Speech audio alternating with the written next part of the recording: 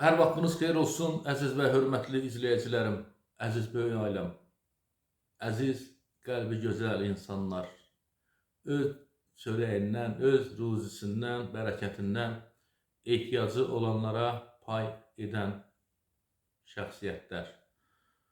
Mən sizin bugün həm Novruz bayramınızı təbrik edirəm, həm Ramazan bayramınızı təbrik edirəm. Uca Rəbbim sizin hər birinizin hər bir zaman arzularınızı, istəklərinizi qəbul etsin. Həmişə övladlarınızın, nəvə nəticələrinizin xoş anlarını, xoş günlərini görüb sevinəsiniz. Nə qədər ki, Rəbbimizin yolunda ehsanat etmişsiniz, nə qədər ki, insanlara əl tutmuşsunuz, yardımcı olmuşsunuz, Uca Rəbbim bunun hər birinin əvəzini inşallah ki versin. Qürbət eldə yaşayan bizim həmyerlilərimiz, Allah sizi qürbət eldə həmişə var eləsin. Allah sizi həmişə doğmalarınızla bir yerdə yaşamağı qərar versin. Vətənimizə, elimizə həmişə arxada ayaq durmuşsunuz. Elimizin, obamızın həmişə yanında olmuşsunuz. Ağlayanla ağlayıb, gülənlə gülmüşsünüz. Bir tikə çörəyinizi yetimlərlə, evsizlərlə bölmüşsünüz. Bunların hər birinin əvəzində Uca Rəbbim sizlərə həmişə bol neymətlər, bu neymətlərdən də əvvəl Rəbbim sizə sağlam can, sağlam həyat qismət eləsin ki, verdiyi neymətləri rahat canla, ağrısız, acısız yiyib dadasınız inşallah. Gözəl izləyicilərim, mən Elşən Mustafayev olaraq 8 ilə yaxın müddətdir ki, böyük aləmin qeyrətli oğul qızlarının, mərhəmətli insanlarının birgə dəstəyi ilə elimizin, obamızın, xalqımızın, millətimizin az təminatlı şəhid qazi veteran ailələrinə yardım edirik, evlər tikirik, xəstələrə dərman ala bilməyənlərin dərmanını alırıq, evində ərzağı, əti, çörəyi olmayanlara bunları alıb aparıb çatdırırıq. Bu həqiqətən xoşbəxt bir hissdir. Bu həqiqətən xoşbəxt bir duyğudur. Vallahi deyərdim, bunu mən səmimi qəlbdən deyirəm. Mən bu sözü deməkdə, bu sözün arxasında nəyinsə olduğunu fikirləşmirəm. İnanın Allaha, Allah şahiddir ki, bu söz mənim tam ürəyimdən gələn səmimi sözlərdir ki, bəlkə də sorğu keçirsəniz, insanların ürəyini sorğu etsəniz, bəlkə də çox insan deyər ki, mən də kaş Elşən Mustafayevin yerinə olardım. Təbii ki, bunu ancaq qəlbində, ürəyində mərhəmət hissi olan kəslər təbii ki, deyər. Bugün mən özümü həqiqətən də Azərbaycan Respublikasında ən xoşbəxt insanlardan biri bilirəm. Bu qədər insanlara vasitəçiliyimlə yardımlar olunur, evlər, eşiklər, şərait qurulur. Bu, bir bəndə üçün, bir sakin üçün, bir sıravi insan üçün, bir ali təhsili olmayan bir vətəndaş üçün həqiqətən də qürur verici bir hissdir. Qoy bu neyməti Allah bizə çox görməsin. Allah bizə qoy bu neyməti dadmağı daimi yaşatsın. Bax, bu qəlbində, ürəyində həmişə mərhəmət hissi olub, həmişə ehtiyacı olanlara yardım etmək istəyənlərin Allah hər bir zaman bax, bu gözəl hissi, bu gözəl duyğunu onların qəlbində, ruhunda hər zaman yaşatsın. Gözəl izləyicilərim, mən çox vaxt almaq istəmirəm. Bayramla bağlı çəkilişlərim var. Bayramla bağlı sovqatlarım, yardımlarım çox gözəl şəkildə təşkil olunubdur. Sizlərə əminliklə deyərdim ki, bu ilki yardımlarımız qədər hələ heç bir zaman bu qədər yardımlar olunmuyubdur. Baxmayaraq ki, bugün dünya iqtisadiyyatında çöküş baş verir. Hər bir tərəfdə, hər bir ölkədə iqtisadi demək olar ki, böhran yaşanır. Amma buna baxmayaraq bu il biz 2026-cı il mart ayı, Ramazan ayı qədəm boyundan misli, bərabəri heç nə ilə ölçülməyən şəkildə, dərəcədə biz yardımlar etdik. Artıq, hörmətli izləyicilər, bax, bu mart ayı girəndən 20-30 min manatın civarında, 20-30 min, yəni 20 min manatdan artıq 30 min manata yaxınlaşan bir məbləğdə bir ayın içərisində ehtiyacı olanlara yardımlar etmişik. Tək bu ərzaq yardımları deyil, bu yardımların içərisində xəstələrimizə yardımlar toplanıb. Misal üçün, Sadiq qardaşımızın yardımı demək olar ki, toplanıb. Əsli xalanın dərman pulu yığılıbdır və s. Cəsarət qardaşın evinə yardımlar gəlibdir.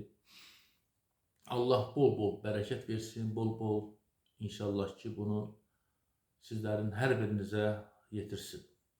Mən bu videonu çəkməkdə ilk öncə ümumi olaraq hər birinizə öz təbrikimi çatdırmaqdır. İkinci növbədə isə bir məlumatı mütləq şəkildə verməliyəm ki, hər biriniz biləsiniz. Mən ərazidə olacam, yəni axşam saatlarına qədər ərazidə olacam. Mənə zəng edirsiniz, telefonu götürə bilmərəm. SMS yazarsınız, vaxtında sizə cavab yaza bilmərəm. Nəzərə alın ki, mən yardım paylayarkən, video çəkilişdə olarkən telefon maşında olur. Niyə? Çünki durmadan SMS-lər gəlir, zəhlər gəlir. Yəni bunları anında cavab vermək imkanım olmur. Səbəb odur ki, maşınımızda ərzaq olur. Maşınımızda misal üçün ət məhsulu olur. Yəni vaxtında ətrin dadını itirmədən vətəndaşlarımıza çatsın deyə. Yəni demək istədiyim odur ki, göndərdiyiniz bütün yardımlar, SMS-lər hər biri oxunacaq və cavab veriləcəkdir. Bugün də nəzərimdə 20 ailəyə yardım etmək planıdır. Hər iki yardım, yəni hər 20 yardım Şəmkir sakinləri tərəfdəndir. 10 ailə üçün Sankt-Peterburq şəhərində yaşayan qardaşımız üçündür. 10 ailə digər bir Şəmkirli qardaş üçündür. Bundan başqa onlarla yardımlar ki var ərzaq şəklində, Vidadə əmimizin yardımıdır və s. başqa insanların yardımıdır. Hamısı dəftərə işlənir və siyahı üzrə çatdırılır. Yəni ki, bugün yardım edən kəslər, belə deyərdim, növbəli şəkildə, yəni mərhələli və növbəli şəkildə ədalət prinsipləri qorunmaq şəklində. Yəni ki, bugün Vidadə əmi yardım edibsə, 3 gün bundan qabaq, misal üçün başqa bir əmimiz yardım edibsə, biz 3 gün bundan qabaq göndərilən yardımı, yəni növbə ilə dəftərdən köçürdük, deməli, digər dəftərçəmizə və bu yolla, bu vasitə ilə yardımların hamısı ünvan çatdırılır. Qısası desək, kim nə yardım edir, narahat olmasın. O demək deyil ki, bugün hər kəsin yardımı gedib ünvana çatmalıdır. Bu, həm də humuza zəkatdır, yəni fitrə puludur, belə deyilir. Siz bilirsiniz ki, mən təkəm, yəni mənim özümdən başqa əlavə bir işçim, əlavə bir köməkçim yoxdur. Yalnız Ruslan isə video çəkilişin həyata keçirdir. Yəni mən də bunu tək olduğum üçün bir insanın, bugün minlərlə deyərdim ki, insanın yardımı var. Hamısını bir gündə çatdırmaq qeyri-mümkündür. O səbəbdən sizlərə əminliklə deyirəm ki, yəni bugün kim və yaxud dünən kim hansı fitrəni, hansı evindən, belə deyərdik, humusa zəkat çıxarıbsa, narahat olmasın. Məsəl üçün, bugün hansısa bir vətəndaşımız, hansısa bir ehtiyacı olana 15 manat pul çıxarıb bugün. Siz narahat olmayın. Sizin bugün çıxartdığınız pul sizin evinizdən çıxıb. Sadəcə olaraq o pul bir neçə gün bizim əlimizdə yanır və bir neçə gündən sonra növbə gedib çatanda həmən kəsin ünvanına çatacaq. Demək istədiyim odur ki, yəni sizdən çıxaran pul artıq çıxılıbdır. Siz narahat olmayın ki, bu pul bu gün bizdən çıxdı, amma gedib sahibinə çatmadı. Mən bunu hacılarımızla da, dindar qardaşlarımızla da söhbət eləmişəm. Yəni özümün işimlə bağlı ki, yəni belə yardımlar, pullar çıxarılır, amma mən onu həmən günü çatdırıb edə bilmirəm. Səbəbləri də budur. Və o kəslər də bildirib ki, o pul 10 gündən sonra gedib çatsa da, 1 aydan sonra gedib çatsa da, əsas odur ki, o kəsin evindən çıxmalıdır o pul. Tutaq ki, bu günlərim mən ehtiyacı olanın biri, hansısa bir kəs mənə 15 manat və yaxud 20 manat xumuza zəkat çıxarıb. Və mən o pulu bu gün cibimə qoyub, bugün mənim evimdə qəndim, çayım, bugün mənim evimdə hər hansısa bir ərzağım varsa, mən məcbur deyiləm ki, məhz bugün gedib o 15 manatı və yaxud o 20 manatı ərzağa verməliyəm. Bir neçə gündən sonra ərzağıma ehtiyac olanda həmən o 15 və yaxud 20 manatı xərcləyirəm ərzağıma. Bu da o deməkdir ki, yəni ki, siz qəti şəkildə narahat olmayın. Bütün yardımların hamısı manatına qədər WhatsApplardan dəftərlərə işlənəcəkdir. Kimsə əgər belə deyərdik, misal üçün ilk dəfədir yardım edirsə, bəli, bu insanlar bizə birbaşa zəng vursunlar. Yəni çəkilişdə olmamıza baxmayaraq, bir neçə zəngdən sonra mütləq şəkildə telefonu götürəcəyik. Amma kimlər ki, daimi bizə yardım edən kəslər ki var, bizim kart nömrələrimizi bilirlər, həm Azərbaycan, həm Rus kartımızı. O kəslər demək istəyirəm ki, bəli, Elmar qardaşın, yəni Ruslan Elmaroviç, Rus kartımız işləyir, son rəqəmləri 55 ilə qurtaran və həmişəki kimi kapital kartımız, son rəqəmi 19.00 olan kartımız. Yəni siz yardımınızı yollayın, çekini də bizə WhatsAppda yollayın və səs atın ki, mən sizi bir də təkrarən yığmayım, sizi narahat eləməyim. Misal üçün 500 rubl və yaxud 5 manat yardım etmişsiniz. Yetər bir kəlmə yazmağınız və yaxud bir səs atmağınız gerçəkən qardaş, bax bu 15 manatı və yaxud bu 20 manatı mən yolladım. Filan kəs o filan kəs. Bunu ya məsləhət bildiyin adama yönəlt, ya konkret özün istədiyin kəsə. O halda mən sizə bir də əlavə olaraq zəng etməyimə ehtiyac qalmır. Həm sizi narahat etmirəm, həm əlavə vaxt itkisinə deməli səbəb olmur. Yəni mən də sizə maksimum bir ismalik atıram ki, yəni aydın oldu, dediyinizi biz başa düşdük. Çatdırmaq istədiklərim bunlardır. Gözəl izləyicilər, gözəl qardaşlarımız. Bir daha bayramlarınız mübarək olsun. Neçə belə gözəl illərə, neçə belə gözəl günlərə çıxasınız.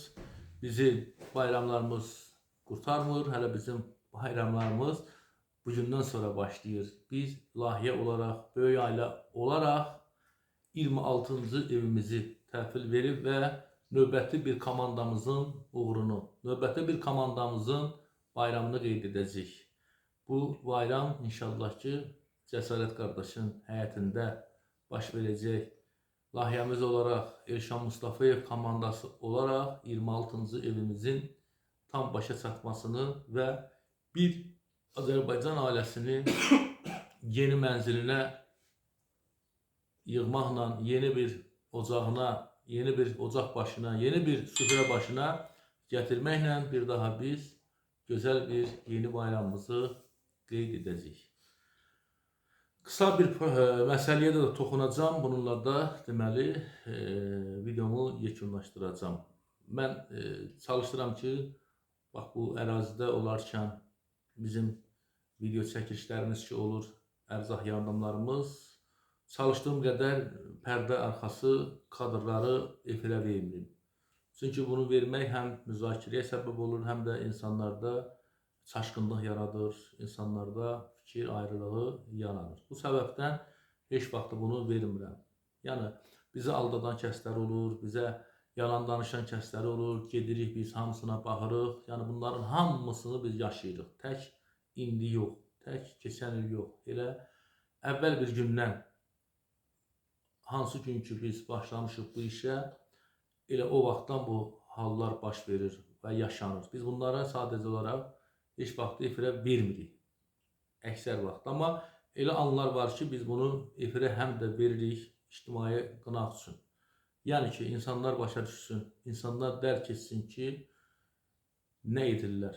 Bax, bizə dünənlərim yardım etdiyimiz bir ailə, daha doğrusu bir neçə gün bundan qabaq yardım etdiyimiz bir ailə dayanmadan zəng edir, dayanmadan müraciət edir. Hətta belə kənd mərkəzində, toplum insanların içərisində, hətta belə deyərdik, qınaq formasında məndən kömək, yardım istəyir. Demişim, yaxşı.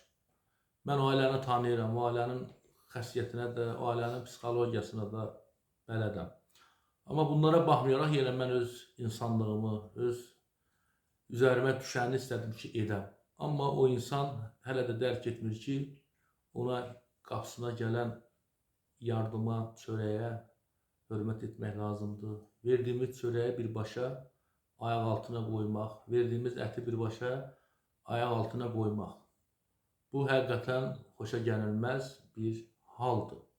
Düzdür, mən bunu yenə sizdən gizlədə bilərdim, mən bunu yenə efirə verməyə bilərdim. Amma bunu ona görə verirəm, bunu ona görə efirdə paylaşıram ki, həm də insanlar görsün, həm də insanlar başa düşsün ki, yəni sizin bəlkə də çoxlarının fikirləşdiyi sadə bir işin olmadığıdır. Yəni bu işlərdə böyük bir əziyyət və böyük bir məsuliyyət var. Biz də bu məsuliyyətin altına girmişik və çalışdığımız odur ki, hər bir kəsin yardımını hörmətlə, şərəflə, şəravətlə aparaq, ünvan başına çatdıraq və yardımı verdiyimiz kəslər də aldığı yardımı hörmətlə və ehtiramla qarşılamalıdır. Sağ olun, əzizlərim, qardaşlarım, bacılarım. İnşallah ki, videomuz olacaq. Əslində biz bu saatlarda çəkilişdə olmalıydı, amma hələ ki, axşamdan başlayan yağış bizə imkan vermir əraziyə çıxmağımıza. Ona görə də fürsət tapıb bu videomuzu çəkdim ki, həm tamaşaçılarımın bayramını təbrik edəm, həm də ki, bax bu məsələyə bir toxunam. Salamat qalın, hər bir zaman gününüz, uğrunuz bol olsun.